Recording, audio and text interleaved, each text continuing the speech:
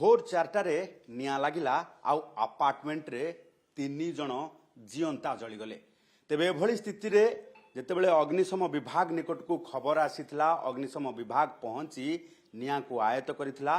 केमिति परिस्थिति थिला, निया काहेकि लागिला एवं किभली भाबे परिश्रम करिवा परे निया को आयत्त करा जायथिला, ये सबु घटना संपर्क में आलोचना करबा। आम सहित fire officer Narayan Das अछंती। Sir OTV को स्वागत। सर पूरा घटना को लेकिन केतेबेले कॉल आस्थिला, केते फायर यूनिट केतेबेले पहुंचीथिला एवं पूरा घटना कोन रहितला? निश्चित भाव एक दुखद घटना। आमर भुवनेश्वर फायर स्टेशन को 4:41 आमर कॉल आसला कि बासंती विला रे अपार्टमेंट रे आमर निया लगी। तुरंत आमर भुवनेश्वर फायर स्टेशन रो टीम सहित असिस्टेंट फायर अफिसर भुवनेश्वर भी जाइतिले। संगे संगे देखागला जे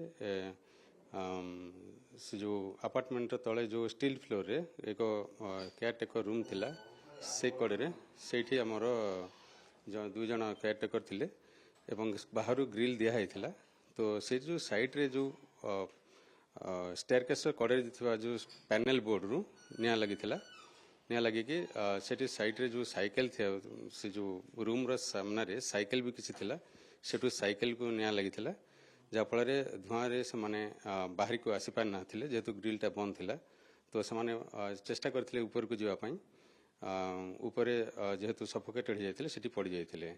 तुरंत आम अग्निशम बाहिनी जाकि आम ताकू ग्रिल को काटिकी को निया को संगे संगे आयत्त करथिले एवं अपार्टमेंट अन्य जो माने पाखापाखि 20 ରୁ 30 जन लोक थे तुरंत से इभाकुएट करथिले, जहाँफल अन्य मानकर मूल्यवान जीवन मध्य बंची जाइथिला। सर गोटे कथा हूँ जेतेबेले आपन को कॉल आसला, जेतेबेले केतेटी फायर यूनिट जाकि पहुंचीथिला, आउ सफोकेशन ने माने मृत्यु होइछि ना से माने भी निया रे किछि माने मात्रा तांग शरीर पोडिछि? हाँ, किछि मात्रा रे निया लागिछि पोडी जेहेतु से माने बाहर को आसिला बेले सफोकेटेड तो मेनली जनक दुई जनकर सफोकेटेड जाइछि, अन्य जनकर टिके साइड गोड़ रे ही निया लागिथिला।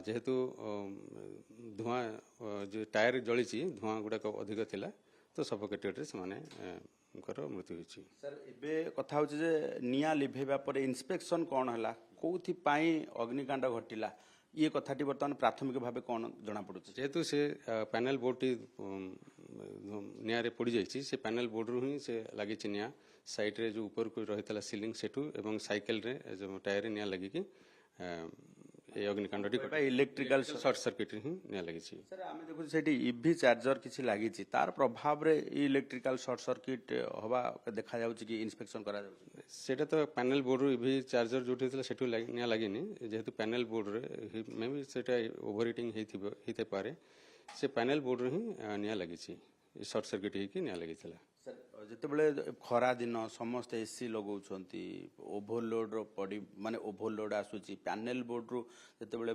निया लागुची माने ब्लास्ट होची, ता परवर्ती समय रे ये अग्निकांड एमती भाबे व्यापुची कि?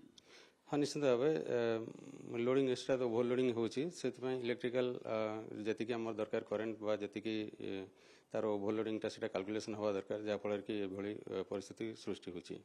सर एबे अपार्टमेंट रे आमे देखु जे फायर इक्विपमेंट्स किछि नथिला, फायर एक्सटिंग्विशर किछि लागि नै, किछि ये सब किछि नै कि इंस्पेक्शन करा जिवो कि?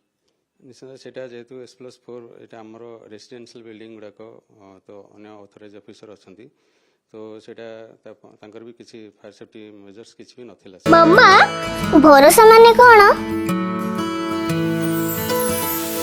पात्र इलेक्ट्रॉनिक्स संपर्क एक भरोसार